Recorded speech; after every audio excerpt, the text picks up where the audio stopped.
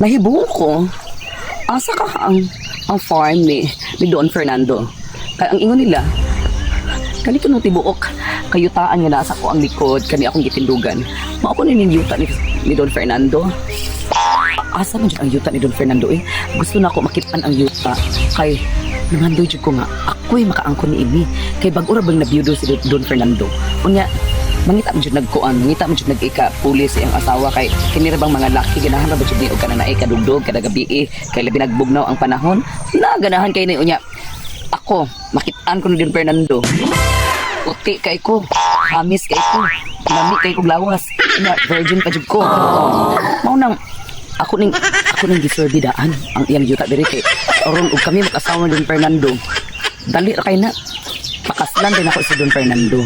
Unya, pag humana mo kasal ni Don Fernando, ako na siyang hiluan. Hiluan ako si Don Fernando.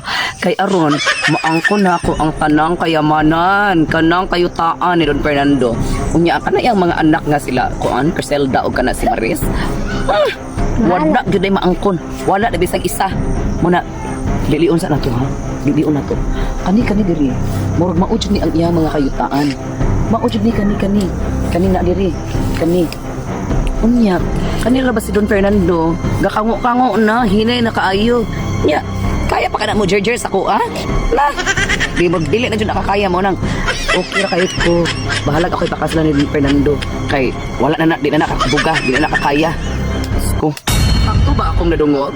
Teya, na imo pangasaon ang akong lolo kapara maangkon nimo ang tibuok katigayunan?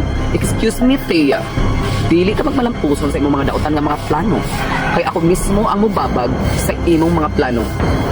Ningon pa ka na sa iyong rapatyon ang akong lolo kay nag-agod-agod na. Excuse me, gikan karon dili na ako ibulag sa akong mga mata ang akong lolo. Kung asa ang akong lolo, anaa ako.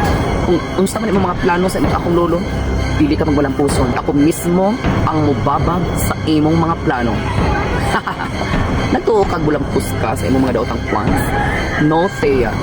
You are nothing but a second-rate, trying hard copycat.